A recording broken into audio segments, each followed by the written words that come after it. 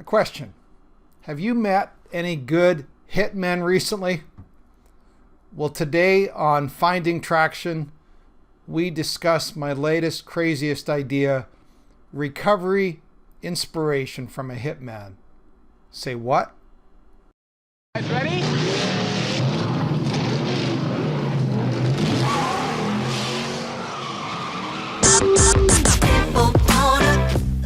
When it comes to porn, are you stuck, spinning out, or slipping backwards in your life?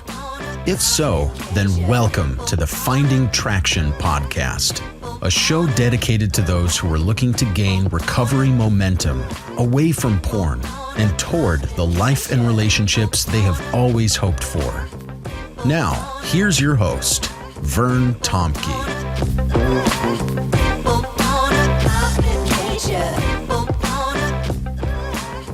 Well, I'm glad that you found this webcast or this podcast. Some of you are watching this on YouTube under my name, Vern Tomke, a recovery channel. And others of you are watching this or listening to this as a podcast called Finding Traction on whatever podcast player that you're listening to. You know, this podcast, as the opening said, is all about helping you find recovery and, moving away from things that have plagued you and towards things that you most deeply desire for your life. If you're interested in finding out more about the Finding Traction curriculum, you can access it on the website, bandofbrothers.care. And if you also just want to look at some of the free resources, you can do that under bandofbrothers.care/free-downloads. That's downloads plural. Well, also one other thing I have been doing and getting into more of is group mentoring using Zoom calls. And I'm presently working on this right now. I have Zoom groups of guys from different time zones. And we're going to be starting a new summer Zoom group. This is the summer of 2020. And it's just open to anybody who's looking for traction. We're going to take you through with a group of guys through the Finding Traction curriculum. And if you want more information on how to become part of that group, then go ahead and email me at bandofbrothers@shaw.ca. Well, let's get on to our hitman. I don't know where you get your life inspiration from. I get it from some of the craziest sources and sometimes the most unlikeliest of sources. Recently, I finished devouring a set of books by this author, Greg Hurwitz. And it's all about a hitman. And I got totally inspired. Now, I love fiction. I've come to the conclusion that many recovery guys are way too serious. And we need to learn to lighten up. Some good fiction, I think, is a good thing. And you just might find some inspiration along the way like I did. Well, in Greg Hurwitz's novel series, and I think I'm on book 5 now. I'm waiting, can't wait for the next one to come out. Evan Smoke, that's spelled S-M-O-A-K, is a government hitman. And he's trying to live now on the straight and narrow without having the government pull him back into their latest black ops types of things. Or the government, trying to hide from the government who is trying to erase him, and kill him because he knows too much. And Evan is, for a hitman, he's a really good guy. I mean, he now secretly spends his life helping people who are enslaved and threatened by powerful, sinister people. And he delivers his own form of deliverance for them with his own special set of skills. You can imagine, if you know what I mean. So it's a great, great series. If you like, for example, Lee Child's Jack Reacher series, which I also love. This is like Lee Child's or Jack Reacher, but it's on steroids. And so I really encourage you, if you like fiction, to pick that or look at that series. But here's another thing about the series that I love. Evan Smoke is the salt of the earth kind of guy that has these amazing quotes and words of wisdom as he helps people get their lives back together. And I want to share some of these. Evan Smoke, he's also called Orphan X. I'm going to share some of these quotes with you, and I think you will see why I found some inspiration in them. And I think you will quickly make the connection, and I'm going to make the connection to our recovery journey, specifically around things like porn. So let me give you a couple fun quotes, first of all. And he constantly, of course, is beating up and killing people and doing things, bad guys, of course. And whenever he gets into one of these crazy situations, he gets close up, there may be three guys around him. He gets close up and looks the guy in the eyes and he says, "Look at me closely. Do I look scared?" Of course, he isn't scared because he has all these mad skills and he's prepared and he's got all these tools. His body is a tool, and his confidence comes from his training. And I think there's something to be learned from, where we prepare, we train, so we are prepared when we get into situations. Of course, nobody's trained quite like Evan Smoke, but his confidence comes from the fact that he has prepared going into a situation.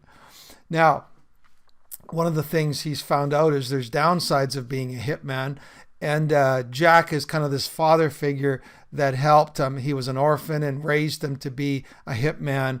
But Jack was always concerned about Evan because he thought, if you become a hitman, it's going to change you. And this is what he said to Evan. He says, "Remember, the hard part isn't the killing." He says, the hard part is staying human. The hard part is not the killing, it's staying human. And you go, where are you going with that? Well, work with me here. Here's where I think this spoke to me. Our behaviors change us. Some of our behaviors make us more human. Some of our behaviors make us less human. What do you mean by more human and less human? Well, here's where I'm going with this. If by, for example, viewing of porn, which is all about dehumanizing people. We don't know these people by and large. They may be situations where they're being taken advantage of, or in real life, they might have actually been trafficked, or they might have got into the industry because they were vulnerable. But the point is, we're using them, we're consuming, we're looking at them as a collection of body parts. Do they fit our arousal template? Are they porn worthy for us to be attracted to? They're not real people. And because we are dehumanizing them, we end up being dehumanized ourselves. The hard part is staying human. I think if we make a lifestyle out of viewing porn, it makes me a little less human, a little less compassionate. As I get into social situations, I'm panning and scanning people who I think are attractive or not, or porn worthy. That for me does not and is not making me more human. Now, most of Evan Smoke's best quotes are all around becoming a better man. Listen to this one. Act like the man you want to be. Or this one. Envision someone else, someone better than you, stronger, smarter, tougher. Then do what that guy would do.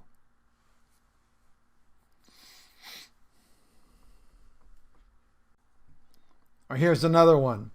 Someone smarter than either of us once said, "If you want a quality, act like you already have it." These are great self-improvement quotes, but they actually, this is why they motivate me. They're a little bit of the Forrest Gump type of thing. Stupid is as stupid does. Now we're just taking the opposite of that, of saying, act like you already have it. Wisdom is what wisdom does.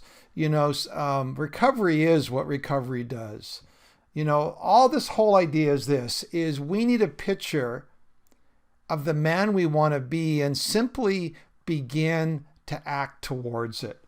If we don't have a picture of what kind of man we want to be, we just drift. We have to move, all we have is good, intentions for our life, great aspirational goals. But if we don't actually begin to take little behavioral steps towards the man we want to be, it means nothing. So simply, instead of talking about being a better man, simply start acting as if you were a better man, and lo and behold, you will become a better man. Here's another great quote. He says, act like the man you want to be, and you will become that man. Again, it's the opposite of stupid is as stupid does. So, how do we know we're getting anywhere in this journey? This whole podcast, this whole YouTube series is all about finding traction away from something but towards something better. Here's a great quote from Evan Smoke. Compare yourself to who you were yesterday, not to someone else today. I have to continually remind myself I am not the man I was 5 years ago. Do I still battle? Yes. Do I have good periods and not so good periods? Absolutely. Do I wish I was further along? Yes. But progress comes one step at a time. And it's only when I look back and compare myself to the man I used to be, do things like this whole finding traction journey come into perspective for me. Here's another great Evan Smoke quote. Write your own story or someone else will. That's all about taking responsibility, not living out of somebody else's script or somebody else's expectation or even responding to somebody else's reaction. I don't know why you got into recovery. It could be for many reasons. I'm guessing that a chunk of those reasons had to do with external pressure, perhaps from someone else. But that's only going to take you so far. Eventually, you have to want recovery for you. You have to want to write your own story, or you will find 100 little ways to lie and deny, shuck and jive away from the real changes you want to see in your life. You need to want these changes for your own life. The bottom line is this is all about taking responsibility. Here's another great quote from him. When you wrong someone, you don't get to say which grudges people may or may not hold. Those of us who have lied or wronged or betrayed other people, we have this crazy ability to somehow want to control their reactions, saying, well, you should be over it by now, or why haven't you forgiven me by now? Or, this is what what I want back from you in terms of your response to how I've hurt you. At the end of the day, you can't control any of that. You can only control your own choices and your own behaviors. You can try to mitigate the pain or the repercussions, but you don't have control over the consequences. You might try to defend yourself or get caught up in self-pity. I'm getting paid back far worse than what I ever did. You got to let go of all of that. You have no control over people's responses to your actions. You only have control over your own actions and your own responses. Talking about pain, listen to this quote. There is a great deal of pain in life. Perhaps the only pain that can be avoided is the pain that comes from trying to avoid pain. How many of us have got into porn to try to medicate or mitigate the pain in our lives? If we are going to be truly healed, we are going to have to journey into pain and through pain. We cannot run from it. You can start out in this whole porn recovery journey by just using tools and techniques. but you're only going to get so far if you're not willing to look at some of the deeper issues and be willing to walk through them. Here's another Evan Smoke pain-related quote. I'm not saying it's easy. I'm saying it's worth doing. Pain is inevitable. Suffering is optional. Recovery is not easy. It's not quick. And it takes us through pain and difficult circumstances. But if we refuse to take that journey and walk that out, our lives will be filled with more than pain. They will be filled with true suffering. Suffering that results from us refusing to look at the pain in our lives. Now, I've saved the best Evan Smoke quotes for the end. And this is one of the ones that he mentions a few times in various books. And it comes from a whole philosophy that he uses to get people to face forward.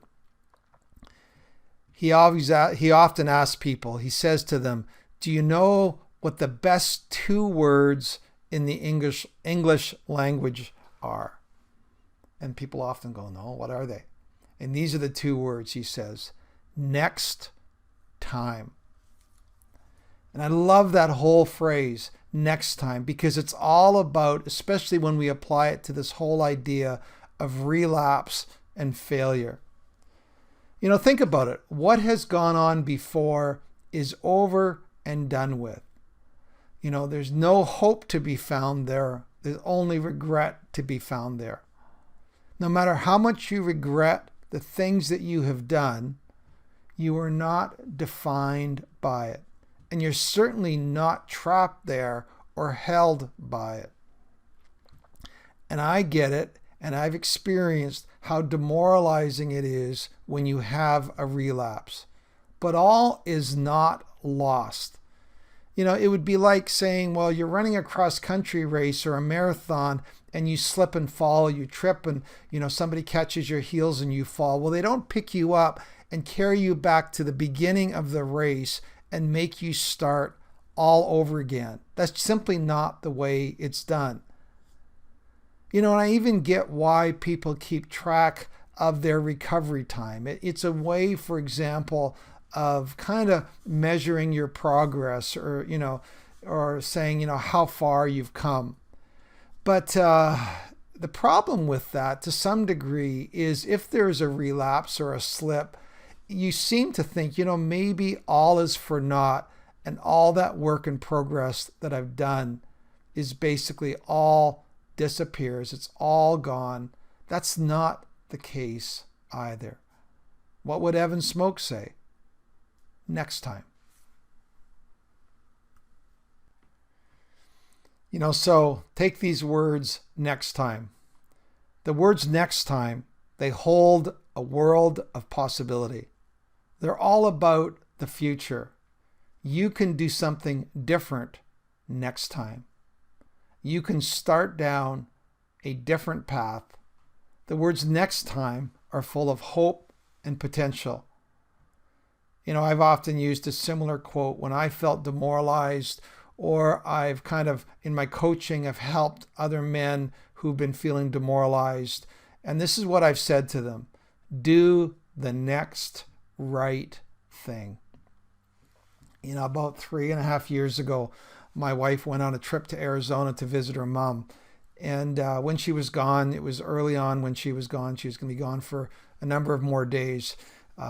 I realized that this old PS4 that I had, I could use it to access porn. And before you knew it, I was down the rabbit hole. At that point, I had a choice. I could continue simply binging for the whole rest of the week when she was gone, and then deal with however far down I had gone. Or I simply could do something different next time. I remember calling my buddy up and I said, you need to come, I took over the old PS4 and I simply had this phrase in mind, do the next right thing. I couldn't do anything about what had happened, but I could do something different about the remaining 4 or 5 days that I was on my own. So, next time. What does next time mean to you? And I've saved this Evan Smoke quote, my favorite Evan Smoke quote of all times, for the end. This is what he said. Any guy, can love 1,000 women, but only a true man can love one woman 1,000 ways. I'm going to say that again because it's so good. Any guy can love 1,000 women, but only a true man can love one woman 1,000 ways.